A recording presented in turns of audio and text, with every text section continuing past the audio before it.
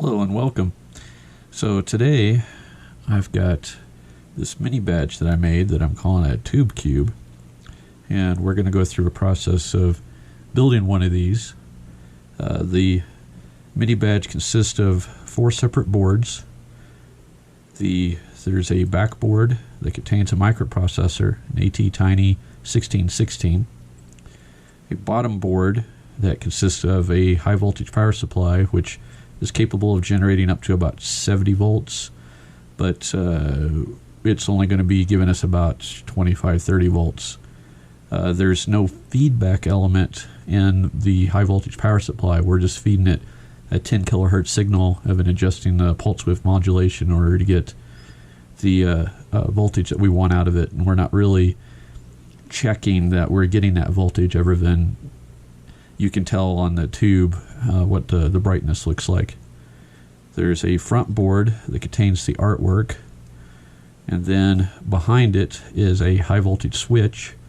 This has 20 elements that can be switched. You basically feed it 3 bytes via SPI, and if a bit is set, the output is set. The microcontroller talks to it via SPI, and then that falls around to this upper board here, the top board, that is the tube mount. This one's apparently I mounted it a little crooked, but there's a resistor here, 68 ohm resistor, that we're just feeding 5 volts into the filament through this resistor to keep the filament current happy. Usually you'd feed these things AC for the filament, but this isn't a very big display, so you're not going to see much of a gradient.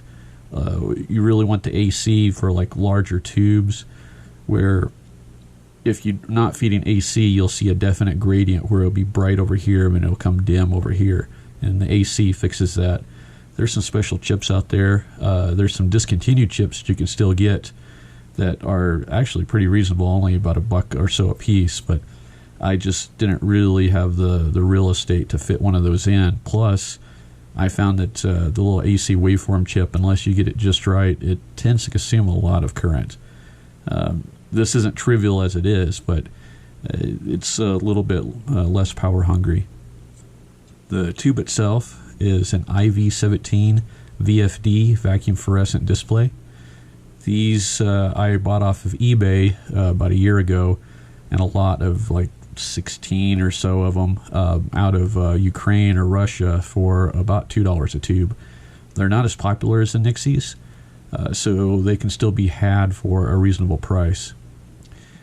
I know it's probably hard to see on camera here, but what we've got is in the front of the tube there's 2 thin wires that run down the front, and that's the filament. So we're putting a little bit of voltage onto the filament, and that's generating our free electrons. And then on the back here you have all these wires that are coming up into this grid in the back. And this backboard here has all these elements that have phosphorus coated on them. So we turn on the grid element, which enables this guy, and then you light up the individual elements, and it basically, you get a differential voltage, and it attracts the electrons to the this grid, and they strike on the plate and light up the phosphorus. So that's how it's able to show the digits. I'll go ahead and power this up. I've got a way too complicated setup here for you. This is just basically, I've got a battery sitting over here. So I'll show you a little power meter that I've got, and I found this cable. So let's see if I do this right. So ground goes near the bottom. Plug it in like so. It goes through a little boot process here, and you can see there, hopefully you can see anyway, depending on what's on the screen, we draw as much as about 120 milliamps down to maybe 50 milliamps. I shut off the power supply when the digits are blank, but otherwise, I mean, you're looking at 100 milliamps per digit on these. They're not exactly power friendly, and that's mostly because of the power supply. There's a lot of optimization that can be had in a power supply. This was about 2 weeks, more like 3 weeks before SaintCon. I decided, you know what, I really wanted a new mini badge for SaintCon, so the design came together. As for the design, the microcontroller was something that I'd used on some other shitty add-ons that I had made, so I was familiar with it. Let's see here. So here's my Space Kitty. This is one of my reject ones that had pretty much the same microcontroller on it. So I was familiar with the programming, familiar with using a microcontroller. The power supply, I cribbed heavily from the Adafruit Ice Clock. They had a similar power supply. The nice thing about doing it this way is that we're doing all the switching from the microcontroller, which reduces the number of elements that we need in order to make this thing work. The downside is there's no real protection here in terms of if you drive it too hard, you can overvoltage. There's a diode in there that prevents it from going too high a voltage, but it is definitely possible to drive it too hard and release the magic smoke out of the protection diode. That could be useful to have a feedback to the chip so we can see what the actual voltage is, but it should be all right. The other issue is that it is possible sometimes when you go to program this guy that when it resets for a brief moment, it has the switch stuck on. And since this is a boost power supply, you're basically shorting across this inductor in order to boost the voltage up. And what will happen is that you'll brown out your rail because you're shorting it out, and programming will fail. So sometimes you have to try a couple of times to program. So there exists the possibility that if that microcontroller was to lock up on the on position, that you could blow a fuse, blow out probably the MOSFET's probably the thing that would go. But it hasn't really been a problem in my testing. I have a lot of hours on these things now. The other thing that I've got going on here is you'll notice I've got these pins out the side. The minibadge socket is just this part of the socket, and I got rid of a few pins here to make it a little bit easier to deal with. But the pins out the side here so you can stack elements. And each one of these has a UART, so I have a transmit and a receive. They're talking at 9600 baud, just so that if I have any noise from a power supply or whatnot, to kind of eliminate getting trash characters. When they boot up, each one of them is transmitting a magic byte.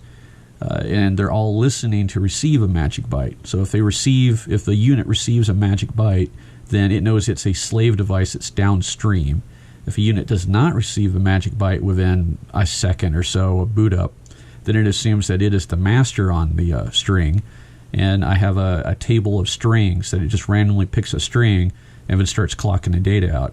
And the way it works with the string is it displays character on the tube, and then when it displays the next character, it displays the next character in the tube, and the old character in the tube then gets clocked out to serial port. And the next one's doing the same thing. So the characters just slowly work down the line and get clocked all the way down.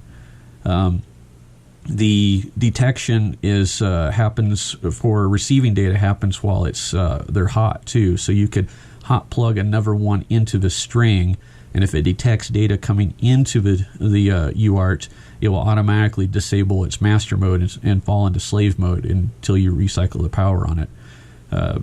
You could hook it up to a computer and feed it strings via the serial port from your computer as well. It's just 9600 baud. You would need a TTL adapter because this thing doesn't speak RS-232. It would need a 5 volt. The chip itself, this is a very wide range chip. It'll do 1.8 volts to about 5.5 volts. I have it labeled 5 volts here on the back, which is supposed to be what we're getting on this rail, but in practice on mini badges, the 5 volts is usually more like whatever the battery pumps out. And this switcher will happily boost whatever power. I have brownout detection enabled on this so that if it drops below 3.3 volts, it shuts off the switcher and shuts off the tube. The reason for that is that below 3.3 volts, the PWM that I have selected here, the digits get kind of dim. So I figure at least then, if it drops that low, I won't run the battery all the way to the ground. It'll shut off for a while anyway. So with that said, let's look at what it takes to assemble one of these. So it consists of the 4 boards. I got two boards torn apart here. So this is that front board that has the artwork. Funny thing on this board, there are no drill holes in this board. I had a little bit of trouble with a fab. They contacted me because they were concerned that I didn't have any drill holes. But that is what it is. This one I have already assembled. I have the bottom and the backboard assembled somewhere as well, but I had them for testing, so we're going to make a new one. I wanted to show my solder paste process anyway, so this will be a good example for that. Here's the top board with its resistors already connected. We don't have a tube on there yet, and there's a little tricky trick to getting that tube in there. I'll show you in a little bit. A lot of times on these tubes, what you can do is if you build a board that has castellated connectors, so they're like half cut, you can place a tube in there, flip it over, and then you just kind of roll the connectors over. The problem is that getting those castellated connectors on these boards usually is a surcharge for castellated connectors. So instead I just have standard vias here, and the way that this is going to work is we're going to take the tube, which comes with long legs, and we're going to snip all the legs off at various levels, and then that allows you to stick in one leg and just kind of walk the tube into the holes. It's a lot easier than it sounds. So for the other boards, I ordered them as these little panels here. Seed lets me order little panels like this using their proto service, so it allows me to get a lot of little boards for very cheap. And I've been using an open source utility called Gerber Panelizer from This Is Not Rocket Science, and it works pretty well. It's got a few hiccups here and there, but for the most part, it's kind of nice to be able to take things like this and panelize them and get a lot of boards for very cheap when you're doing small boards like this. So I've already torn a few off here, but on these guys, there's a special tool that they make that will snip these guys. I don't have that tool, so basically just kind of tear at it until they snap apart. So what you're left with is the tail end of these mouse bites. So we're going to have to remove those, tear them off.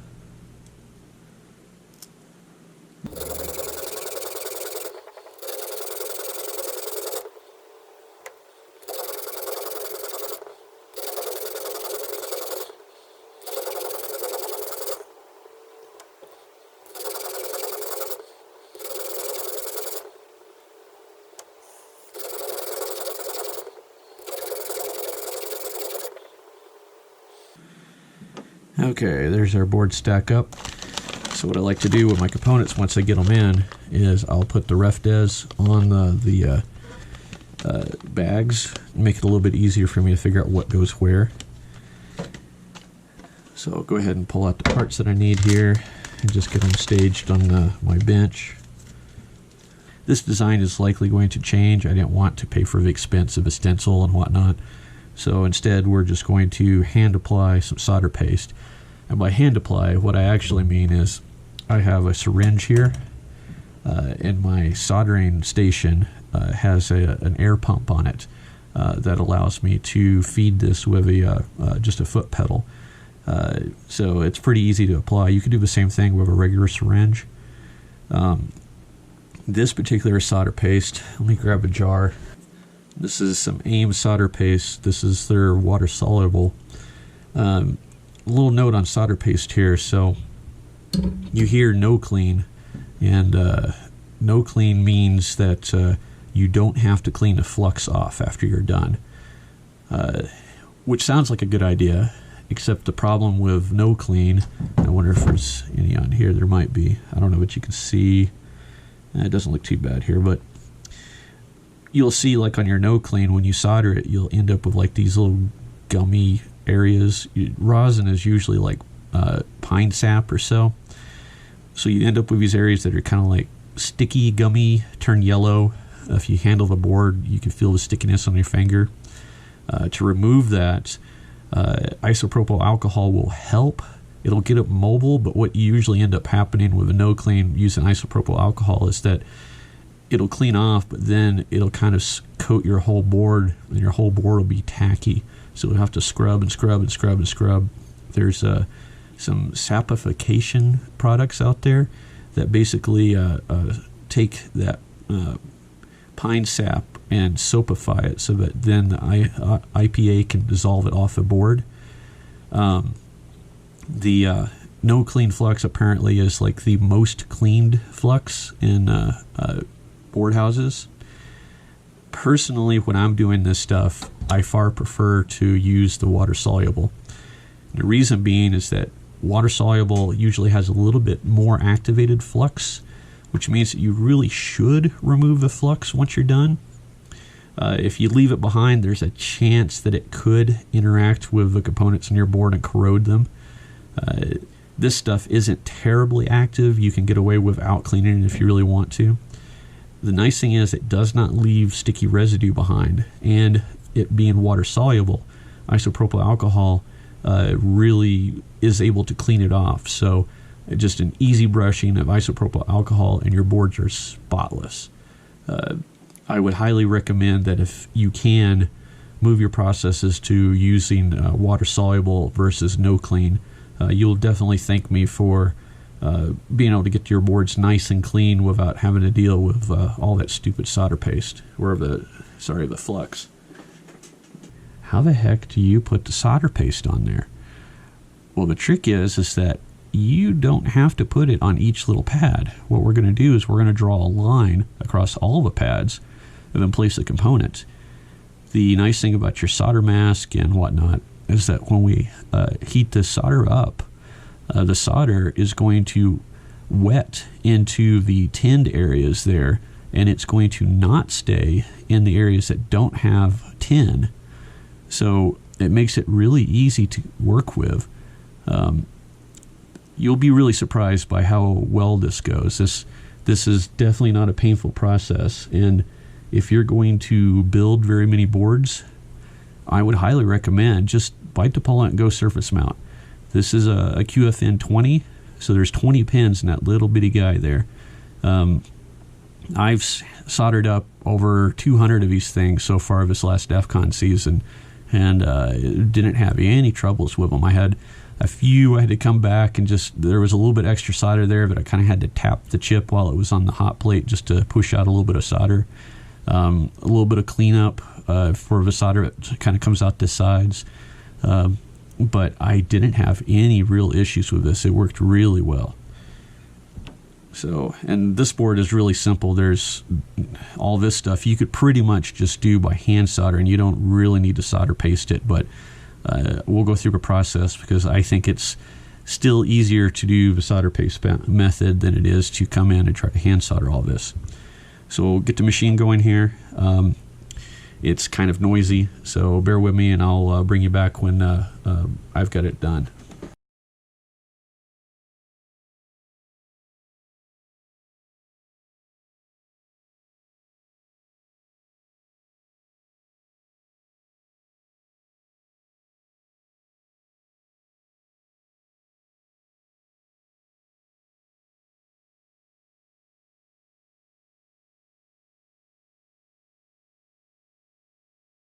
Alright, so coming back in here, let's take a look at what we did. So you can see, hopefully here, I know my lighting isn't very well here, you can see how that solder paste ended up getting applied there. Let's see if it'll focus, I don't know. This is not the best camera to be using for this project, but I wasn't terribly careful with doing it, and it's not going to be a problem. Though I do need to move a little bit over in this guy here. But we'll just apply the part there. This guy was a lot easier. We just apply a little bit of paste to all the areas there. The open time for this paste is, you've got an hour or so. Mostly after that time the flux starts to dry out, and your parts aren't going to want to stick well. So you usually just kind of want to get to it before the paste dries out. Okay. I'm placing the components here. I got tweezers and the components. So this is a pretty easy step. There's a capacitor. Then I got to figure out the orientation on this guy. Let me look at a different board here since I can't hardly see it. So orientation, looks like the one dot is up over here. So we'll find a little dot on the chip here. There it is. Now it's really hard to see. I don't think you can see it on the camera. I can barely see it. There's a tiny little laser etched dot. So when we place this, you want to get it kind of in position. Don't worry about it too much. I get it roughly into position here, and then I usually just give it just a little bit of a tap just to seat it. When the solder reflows, what's going to happen is that the surface tension is going to automatically correct the part for the most part. If you have it too far off, it'll correct the part in the wrong spot. But as long as you get it somewhat close, it'll correct the part in the right spot. So it makes life really easy. So now let's just stuff out this board. That is done. So what we're going to do now is I have sitting back behind here a Black & Decker griddle. Just a standard $25 griddle that I bought at Target. We're going to use that griddle to do our soldering. So I don't know that you're actually going to be able to see the solder flow from that vantage point, but I'm turning the hot plate on now. You see the temperature will start to come up here.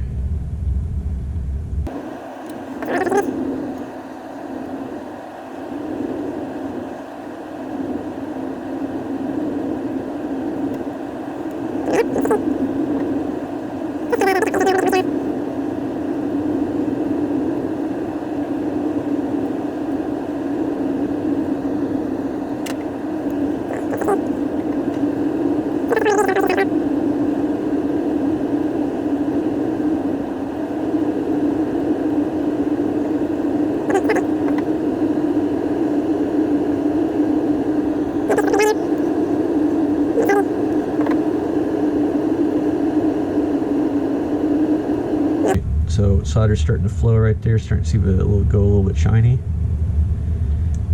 We're setting just a little over 400 degrees. This guy's going shiny as well. Okay, I'm just looking here to make sure. Looks all the solder's flowing. And just for giggles here on so we got the chip here. I'm just going to give it just a little tap here. Yeah, there we go. There's a little bit of trapped solder underneath there. The problem with doing it by hand, I'm going to turn it off here. The problem with doing it by hand is that you tend to apply way too much solder, and it looked like that chip was sitting upright just a little bit, so I just give it a little tap to kind of push the solder out. So now we'll sit back and let it cool. Once it cools, I'll come back and we'll move on to the next step.